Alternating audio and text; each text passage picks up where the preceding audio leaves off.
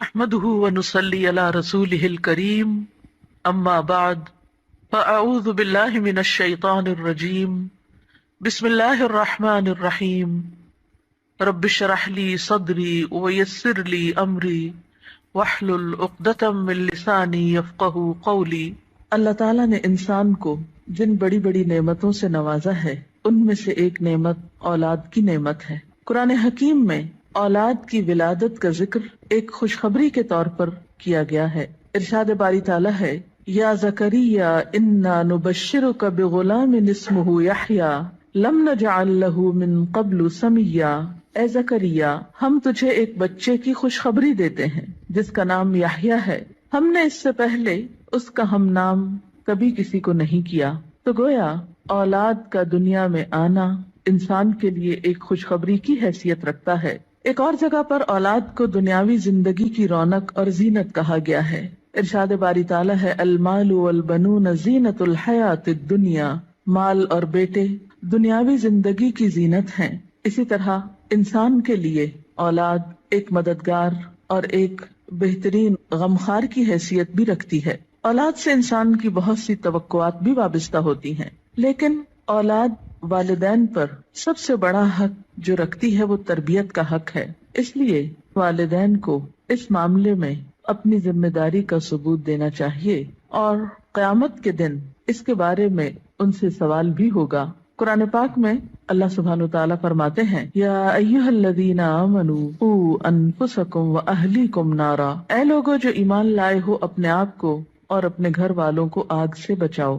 گویا والدین کی ذمہ داری میں صرف یہی شامل نہیں کہ وہ بچوں کو تعلیم دیں یا ان کے کھانے پینے کا بندوبست کریں، بلکہ ان کی ذمہ داری میں سے ایک اہم ذمہ داری یہ ہے کہ وہ ان کی اچھی تربیت کریں اور انہیں آخرت کے بھیانک انجام سے محفوظ کریں، آگ سے بچائیں۔ ایک حدیث میں بھی آتا ہے، آپ صلی اللہ علیہ وسلم نے فرمایا، کلکم راع وکلکم مسئول عن رعیتہ، تم میں سے ہر شخص نگران ہے اور ہر ایک سے اس کی رعایا کے بارے میں، ماتحتوں کے بارے میں سوال کیا جائے گا۔ فالمرأة راعیۃ فی بیت زوجہا، اور عورت اپنے شوہر کے گھر میں نگران ہے، یعنی صرف باپ سے نہیں، ماں سے بھی پوچھا جائے گا کہ اس نے اپنے بچوں کی تربیت کیسے کی۔ اس لیے ہم دیکھتے ہیں کہ انبیاء علیہم السلام اپنی اولاد کے بارے میں ہمیشہ فکر مند رہے۔ حضرت ابراہیم علیہ السلام اپنے ساتھ اپنی اولاد کے لیے بھی دعائیں مانگتے ہیں، رب اجعلنی مقیم الصلاۃ ومن ذریتی، اے اللہ مجھے نماز قائم کرنے والا بنا اور میری اولاد میں سے بھی۔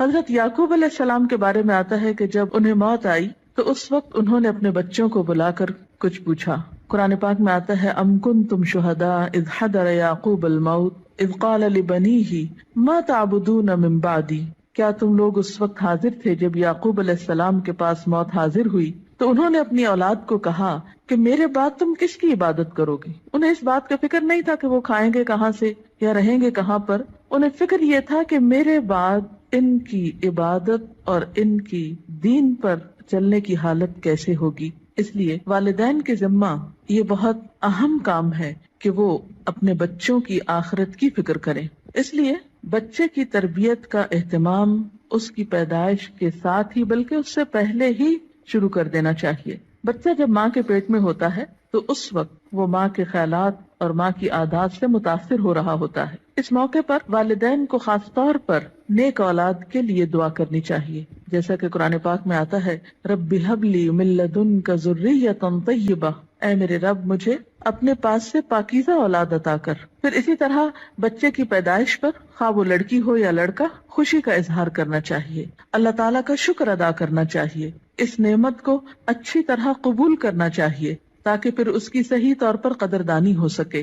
احادیث مبارکہ سے ہمیں کچھ اور باتیں بھی پتہ چلتی ہیں کہ جب بچہ پیدا ہو تو اس کے کان میں آذان دی جائے، گویا پیدائش کے بعد سب سے پہلے اس کو اللہ کا نام سنایا جائے، اس کے سامنے اللہ کی عظمت کا اظہار کیا جائے۔ اسی طرح نبی صلی اللہ علیہ وسلم کی سنت سے ہمیں بچوں کی تہنیک کرنے کا بھی پتہ چلتا ہے۔ تہنیک سے مراد یہ ہے کہ کھجور چبا کر بچے کے تالو پر لگائی جائے، کیونکہ بچہ سب سے پہلی خوراک جو اپنے منہ میں لے کر جاتا ہے اس میں بھی خوراک دینے والے کی شخصیت اور عادات کے اثرات منتقل ہوتے ہیں۔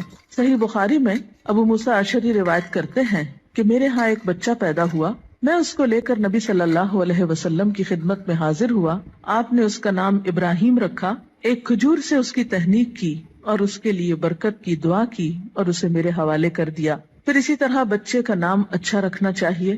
نام ایسا ہو کہ جس کا مطلب بھی اچھا ہو، تاکہ بچہ جب پکارا جانے پر اپنا نام سنے تو وہ اچھے لفظ کو بار بار سنے. ایسا نام نہیں رکھنا چاہیے کہ جس کا پروننسیشن، تلفظ یا معنی اچھا نہ ہو. اسی طرح نومولود یعنی نئے نوزائیدہ بچے کے بارے میں یہ حکم بھی دیا گیا ہے کہ ان کے ولادت کے 7ویں دن ان کے بال منڈائے جائیں. بعض حکماء نے اس کی یا اطباء نے اس کی حکمت یہ بیان کی ہے کہ سر مڑنے سے سر کے مسامات کھلتے ہیں، نگاہ، سماعت اور سونگنے کی قوت کو فائدہ پہنچتا ہے. اسی طرح سنت میں ہمیں بچوں کا عقیقہ کرنے کے بارے میں بھی تعلیمات ملتی ہیں. عقیقہ کرنے میں ایک حکمت یہ ہے کہ انسان اپنے رشتہ داروں کو، غریبوں کو، ہمسایوں کو اس خوشی میں شریک کرتا ہے. اس موقع پر ان کے لیے گوشت بھجواتا ہے، یعنی عقیقے کے جو بکرے ہیں ان میں سے. پھر اسی طرح بچپن ہی سے بچوں کے ساتھ محبت اور شفقت کے ساتھ پیش آنے کا حکم ہے. بچہ صرف غذا کا ہی محتاج نہیں ہوتا، محبت و شفقت اور کیئر کا محتاج بھی ہوتا ہے. نبی صلی اللہ علیہ وسلم کا ارشاد ہے، جو ہمارے بچوں پہ شفقت نہ کرے اور ہمارے بڑوں کی عزت نہ کرے وہ ہم میں سے نہیں. پھر آپ دیکھیے کہ تربیت میں صرف محبت و شفقت ہی کافی نہیں ہوتی، بلکہ اس کے ساتھ ساتھ بچوں کو ڈسپلن سکھانا بھی بے حد ضروری ہوتا ہے. پھر یہ ہے کہ بچوں کی تربیت کے مختلف پہلو ہیں. ان کی تربیت میں ان کی ایمانی تربیت، اخلاقی تربیت، جسمانی تربیت، عقلی تربیت، نفسیاتی تربیت،